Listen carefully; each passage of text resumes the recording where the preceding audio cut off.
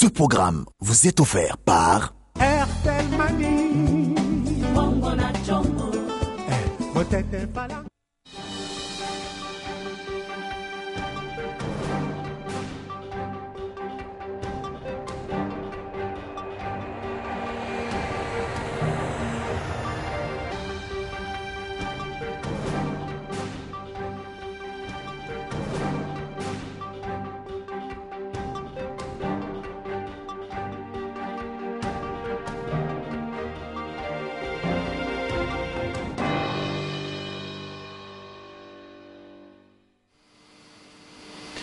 Bienvenue dans ce journal, mesdames, mesdemoiselles et messieurs, bonsoir. L'éveil des dépouilles mortelles des militaires congolais morts en début de ce week-end, notamment le colonel Mamadou Ndala Mustafa, décès survenu lors d'une attaque armée à Beni. Ces dépouilles mortelles sont exposées ici à Kinshasa, au camp Kokolo.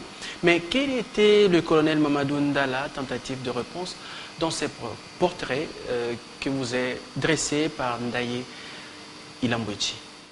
Qui était le colonel Mamadou Ndala?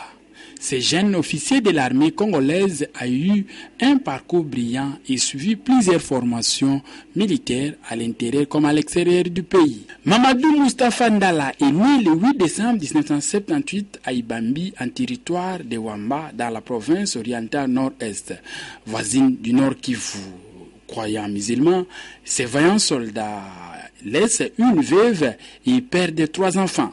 Il est entré dans les forces armées de la RDC, FARDC, le 6 juin 1997. 4 ans plus tard, le 7 janvier 2011, il devient colonel. Il a à son actif de nombreuses victoires contre la rébellion mouvement du 23 mars M23 que le Rwandais et l'Ouganda voisins sont accusés de soutenir, et qui a capturé le 5 novembre après une offensive de l'armée et de la brigade d'intervention de l'ONU. Le colonel Mamadou Ndala est un vaillant soldat. Ce vaillant soldat pratique aussi les sports de combat. La rédaction d'Antena vous a proposé un papier de réflexion concernant le colonel Mamadou le vendredi dernier et surtout les circonstances de sa mort. Nous vous proposons ici ce qu'a été ces derniers moments très fragiles.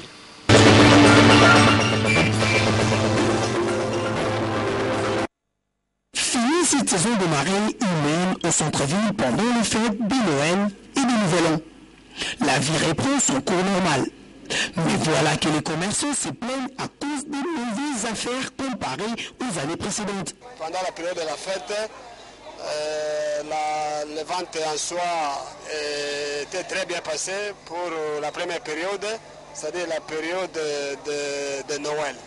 Il y a eu beaucoup de gens, les gens venaient de partout pour acheter. Mais pendant la période de la grande fête Bonana, ça n'a pas été comme c'était à la fête de Noël. Si nous pouvons comparer avec le Noël et les festivités de bonne année de l'année passée écoulée, vraiment pour cette année, au mois de décembre, la situation s'est dégénérée un peu. La situation s'est dégradée, il n'y a pas eu vraiment de clients, il n'y a pas eu vraiment un rendement bon. La vente vraiment comme telle, vraiment, il n'y a pas eu une rentabilité meilleure. Bon, après les fêtes, souvent ici, au mois de janvier, il y a vente. C'est ce que nous constatons après les fêtes aujourd'hui. Hier, c'était la fête, les gens étaient un peu fatigués. Bon, aujourd'hui, nous avons quand même constaté qu'il y a aussi un monde fou qui viennent acheter, demander des prix. Si les gens se plaignent, les autres par contre se frottent les mains. Malgré la panique du 30 décembre, la vente de jeans a été rentable par la grâce de Dieu. Au début, la vente était lente, mais petit à petit, la marchandise a coulé et j'en suis contente. Certains vendeurs, désespérément, attendent épuiser leurs articles de Nouvel An en faisant des réductions de prix. Sinon, les gros marchés deviennent fréquentables pour ceux qui n'ont pas pu y accéder pendant les fêtes.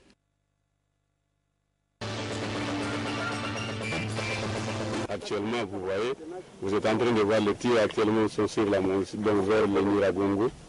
Et pourtant hier, les tirs étaient à la portée de Moutaï. Donc le FARDC, on a gagné presque 3-4 grandes positions ennemies qui étaient une menace imminente sur Moudja, sur Roussayo, sur Moutaï. Mamadou Ndala Mustafa s'en est allé. Il est tombé sur le champ d'honneur alors qu'il était en charge des opérations contre la rébellion ougandaise Adef Nalou. Le colonel et ses gardes du corps ont succombé de leurs blessures suite à une attaque à la roquette qui a pulvérisé la Jeep à bord de laquelle il se trouvait. Ce jeune officier des FARDC, âgé à peine de 34 ans, incarné aux yeux de la population de la partie est du pays, le renouveau. Connu pour sa bravoure et son leadership, ce héros de la guerre contre la rébellion pro-rwandaise du M23 a su redonner aux FARDC leurs lettres de noblesse. En effet, le colonel Mamadou a dirigé de main de maître l'offensive contre les rebelles du M23 en étant en première ligne du commando de la première brigade qui a mis fin à l'aventure de ce mouvement rebelle de triste mémoire. Formé par des instructeurs belges, angolais, américains, voire chinois, Mamadou Ndala dirigeait une unité de commando mobile de la nouvelle force de réaction rapide de l'armée congolaise. Ce qui a fait dire au porte-parole du gouvernement congolais Lambert Mende qu'il s'agit d'une perte immense pour l'armée et le pays. Et oui, une perte immense. Comme l'a si bien dit le gouverneur du Nord Kivu, Julien Paluku, je cite, « Le sang de ces combattants doit interpeller chacun parmi nous. Si l'ennemi a réussi à pénétrer ce pays, c'est parce qu'il s'est servi de certains d'entre nous. » Fin de citation. Tous les Congolais qui collaborent avec l'ennemi devraient se sentir interpellés, car l'histoire ne leur pardonnera jamais.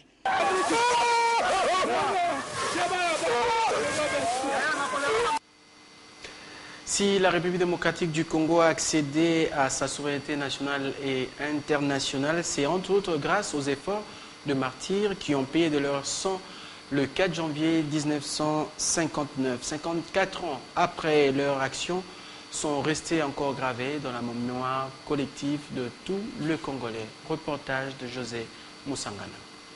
Le 4 janvier 1959 est la seule date historique qui a conduit à l'indépendance de la République démocratique du Congo, dixit Jean-Félix Tchobo, président de l'Alliance africaine pour la solidarité et la démocratie, qui en relate justement les faits marquants. Qu'est-ce qui s'est passé ces jours-là? Il y a une réunion de la section Abako Kalamou qui devait se tenir à la place IMCA. Et donc le président sectionnaire, Mwanda Vital, va demander l'autorisation au premier bourgmestre, M. Tordor, pour la tenue de cette réunion. Et c'était une correspondance écrite le 30 décembre 1958. Et à cause des festivités, le premier bourgmestre va recevoir cette correspondance le 2 et va rapidement répondre le 3 janvier à midi. Mais malheureusement, c'était un samedi. Comment est-ce que Mwanda Vital allait s'organiser pour donner l'information contraire auprès de la base en rapport avec l'interdiction de cette réunion à caractère public?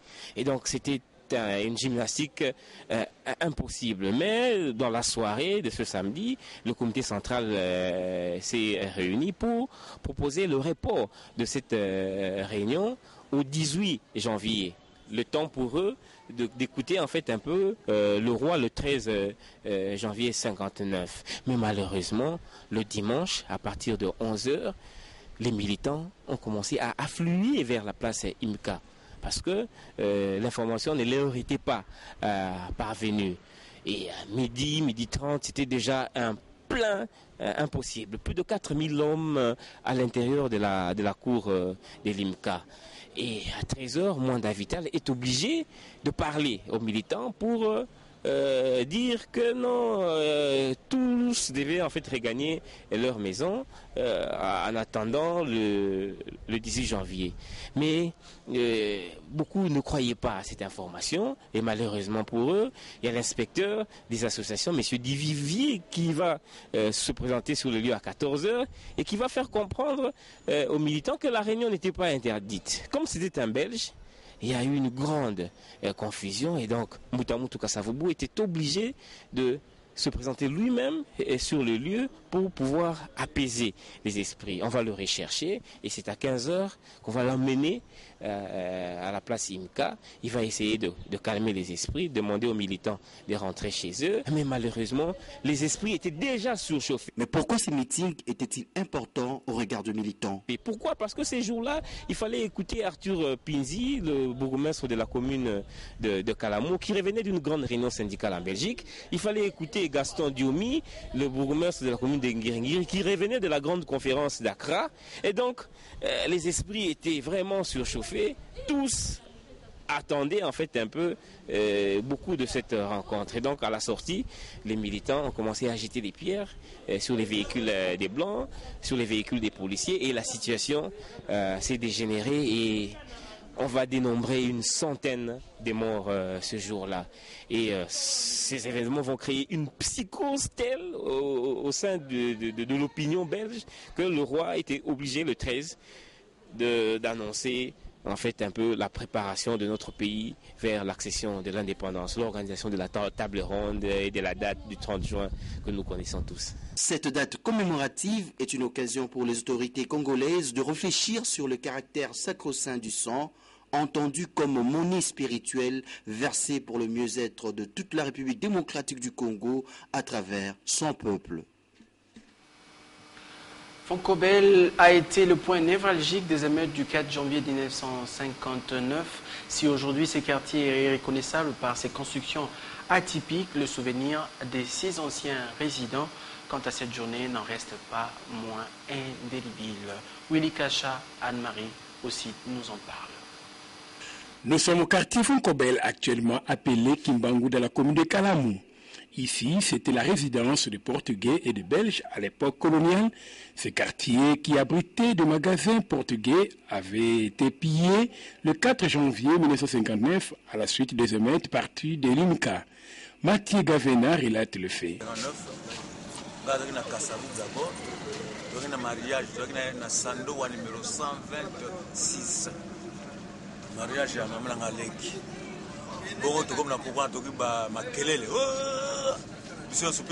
Ces jours-là, nous avions un mariage en famille. Subitement, on nous apprend qu'il y a des émeutes du côté de Raquin et Foncobel. J'étais là, jusqu'à un endroit où on prenait de la boisson avec des amis. On attendait des gens dire ou crier « Vive l'indépendance !» Le même jour, il y a eu rencontre sportive entre Vita et Mikado. Au retour du stade, ceux qui rentraient ont rencontré les militants de la BACO et la population qui déplorait le fait que les autorités belges ont reporté le meeting de M. Joseph Kassavoubou qui devait se tenir à l'IMICA. Voilà d'où est parti les troubles du 4 janvier 1959.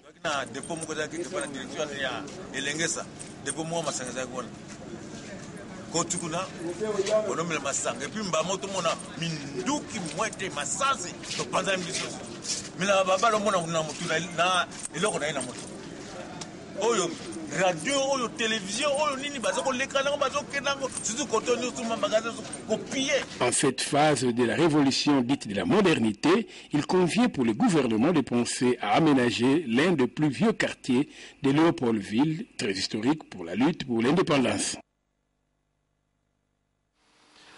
Cette semaine a été très mouvementée dans la capitale avec l'attaque de la radio-télévision nationale congolaise le lundi 30 décembre. Retour sur cet événement dans ces reportages de John Gombois et Josène Belebele.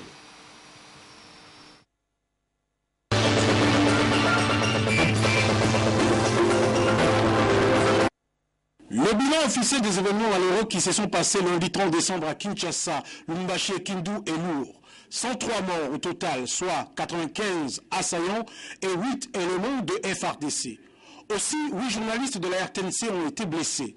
Jusque-là, les motivations de cette offensive que le gouvernement congolais qualifie de terroriste ne sont pas clairement connues. Nous ne pouvons que souhaiter qu'ils s'ouvrent aux enquêteurs, qu'ils s'ouvrent à nous pour nous dire pourquoi ils ont fait cela.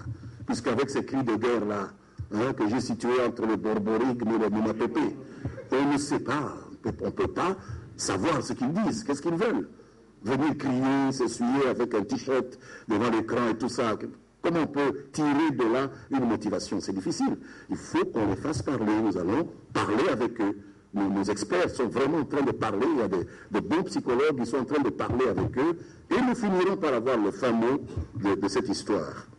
Ces incidents malheureux en cette période de fête de fin d'année ont contraint les forces armées et les forces de sécurité de la RDC de réagir avec beaucoup de fermeté, fauchant ainsi la vie de plusieurs dizaines de Congolais. Voilà ce qui relance le débat sur la réglementation en matière de culte et croyances. Regardez ce qui se passe en Centrafrique. Regardez ce qui se passe au Mali, où des gens se rentrent dedans, pas parce que l'un a violé le droit de l'autre, non, mais parce que l'un prie chez les musulmans et l'autre chez les catholiques, ou l'autre est animiste, ou n'est pas de telle religion. Je pense que tous les Congolais, tels que nous sommes, nous avons intérêt à ne pas tolérer ce dévoiement. Ne pas tolérer ce dévoiement. Et ce qui vient de se passer devrait interpeller les institutions, le gouvernement, le Parlement, les cours et tribunaux, pour remettre de l'ordre. Ça ne peut pas continuer. Le laisser-faire doit avoir ses limites. On ne peut pas jouer avec la vie des gens au nom de sa propre croyance religieuse. En croire le porte-parole du gouvernement, l'identification des assaillants a permis d'établir que la plupart d'entre eux sont des récidivistes ayant plusieurs fois bénéficié de l'amnistie. C'est un lundi 30 décembre qui a connu une ambiance particulière dans la matinée.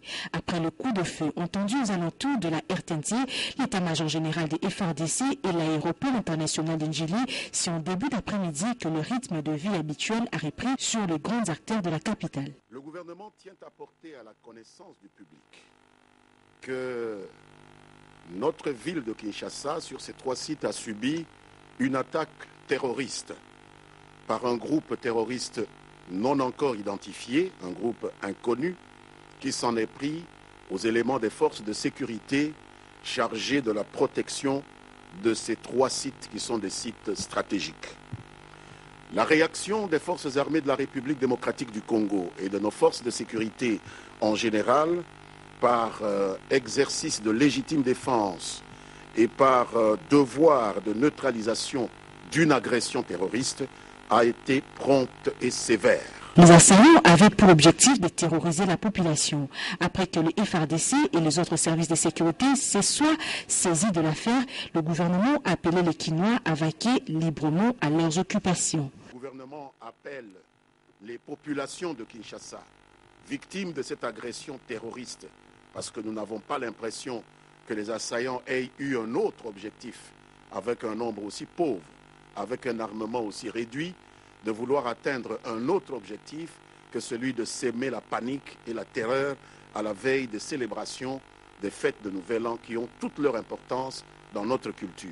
Et maintenant que la situation sécuritaire à Kinshasa est calme, les portes de la Saint-Sylvestre peuvent bien s'ouvrir pour les Congolais. Bonne fête à tous. On ne pouvait que s'y attendre.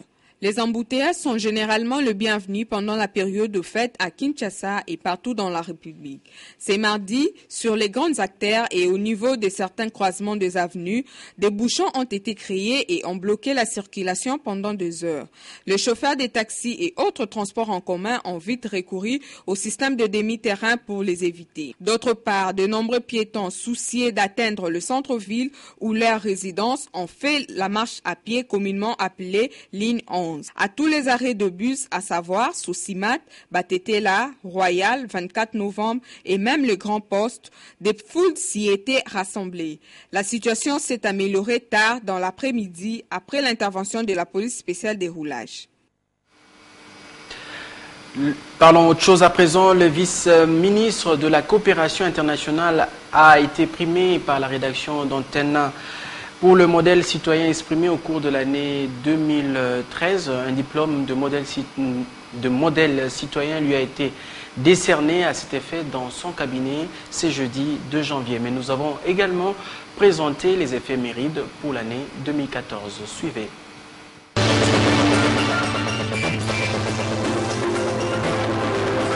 Au ministère ministère des Affaires étrangères, mardi 31 décembre 2013, en fin d'après-midi, le comité organisateur de la remise du diplôme des modèles citoyens est allé au cabinet du vice-ministre à la coopération internationale et régionale Dismas Mambengu pour lui remettre son prix. D'entrée des jeux, le directeur de la rédaction d'antenne à John Gombois a donné les raisons du choix porté sur le vice-ministre. Nous nous sommes dit que nous, journalistes professionnels des médias, nous sommes quand même des observateurs privilégiés de la plupart des événements qui se passent dans les pays. Et si nous sommes sincères, nous savons en réalité qui vaut quoi. Et selon quoi les rédactrices en chef d'ajouter. Et comme on dit, mieux vaut tard que jamais. On a su s'organiser pour récupérer ces instants qu'on a peut-être ratés l'autre fois dans la salle. Et aujourd'hui, nous nous sommes organisés en petite délégation et on récupère cette soirée ici dans votre bureau. Et voici les diplômes que nous avons réservés pour vos excellences. Le vice-ministre à la coopération internationale et régionale Dismas Mambengu a accepté ces prix de tout cœur. On bâtit bec et ongle pour que nous puissions mériter la confiance que les autorités ont placée en nous. Et aujourd'hui, vous réitérez, n'est-ce pas, également à nous cette confiance, c'est-à-dire vous montrer à la face de notre population que le travail que nous avons effectué ici n'est pas passé inaperçu. Vous l'avez apprécié, certainement qu'après l'avoir apprécié, vous avez jugé utile couronner ce travail par ce diplôme que nous recevons ce jour. Et aussi, ce geste va également nous inciter à toujours mieux faire. Mieux faire pour servir notre nation. Mieux faire pour assister les chefs de l'État. La cérémonie s'est terminée dans un climat bon enfant. Au cours du premier mois de l'année, 4 journées sont fériées en République démocratique du Congo. D'abord le 1er janvier, qui représente le premier jour de l'an, appelé communément Bonne Année. Viendra ensuite le 4 janvier, date qui rappelle les martyrs de l'indépendance tués en 1959. La date du 16 janvier, c'est l'assassinat de Mzee Laurent Désiré Kabila, chef de l'État du Congo démocratique, couplé au 17 janvier, commémorant l'assassinat de Patrice Emery Lumumba, premier ministre congolais, tous deux déclarés héros nationaux. Au mois de mai, le premier jour est consacré aux travailleurs. Toujours, durant ce mois, le 17 précisément, la libération du peuple congolais par l'AFDEL après 32 ans de dictature sous la conduite de Laurent Désiré Kabila. Une autre date mémorable de l'année, c'est le 30 juin, marquant ainsi l'indépendance de la République démocratique du Congo depuis 1960. Le 1er août, par contre, consacre son avant-midi à ceux qui sont dans l'au-delà, tandis que l'après-midi de cette journée est dédié aux parents. Et la boucle, c'est le 25 décembre, fête de la Nativité, correspondant à la naissance de Jésus-Christ. Ces dates sont les dates officielles de congé pour le pays, sans compter celles qui sont décrétées lorsqu'un événement important survient en République démocratique du Congo. Parlons sport. À présent, la deuxième édition du tournoi de jeunes talents dénommé Jason Mayele s'est clôturé le samedi 4 janvier 2013 au stade Tata Raphaël de la Quetule. La commune de Kalamou a battu celle de Kinshasa par 3-0. Reportage de Ndaye Ilambochi et Mathieu Ngadipo.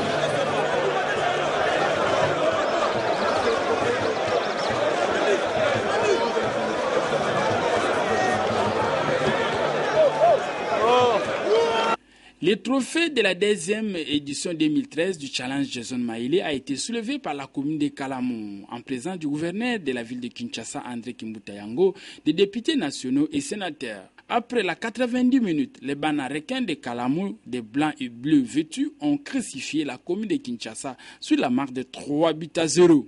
Cette rencontre a eu lieu le 4 janvier 2013 au stade Tata Raphaël de la Quetule.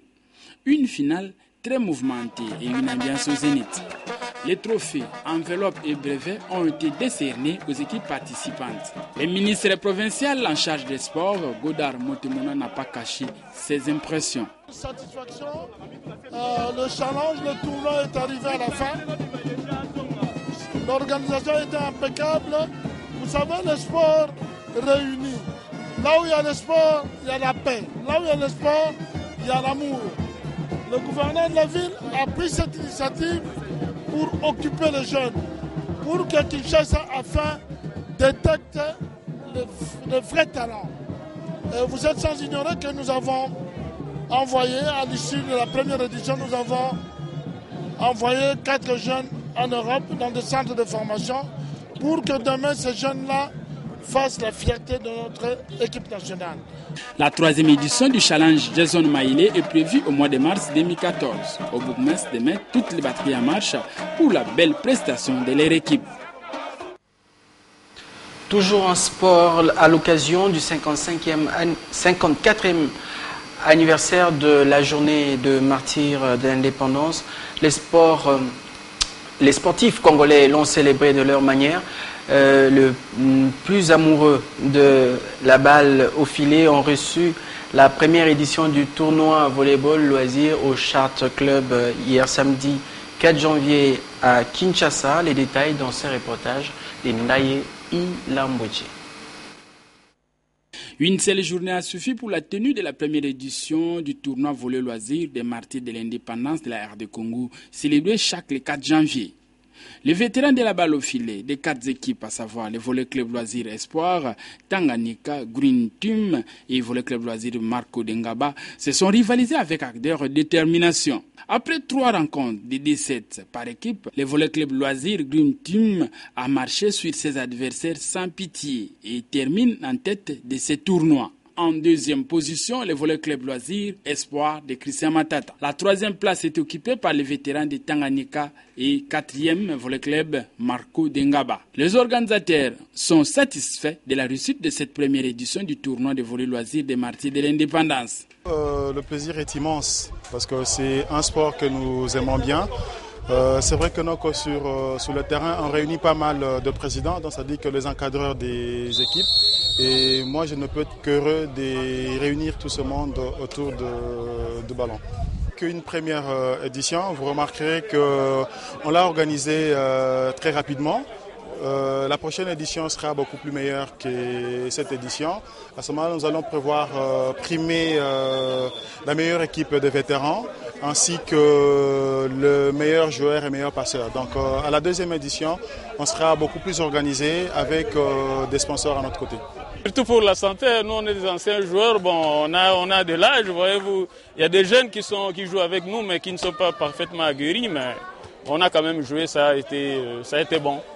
On a profité de cette fête des morts pour organiser ce tournoi des vétérans, des équipes de vétérans, pour que nous puissions commencer à fêter chaque année tous les disparus qui ont fait le temps au volleyball. Marqué parce que c'est un jour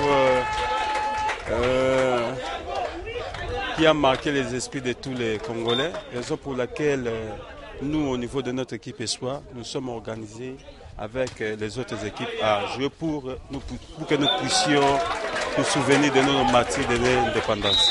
Nous commémorons nos disparus, les voleurs disparus. Aujourd'hui, nous avons pensé à eux. C'est pourquoi nous avons décidé de nous rencontrer ici au Charc pour un tournoi en mémoire de nos héros disparus. La 2e édition du tournoi volley loisir des martyrs de l'indépendance est prévue le 4 janvier 2015. Aux vétérans d'autres équipes de se préparer pour prendre pied. Ce journal est à présent terminé. Merci de votre fidélité à votre chaîne de référence.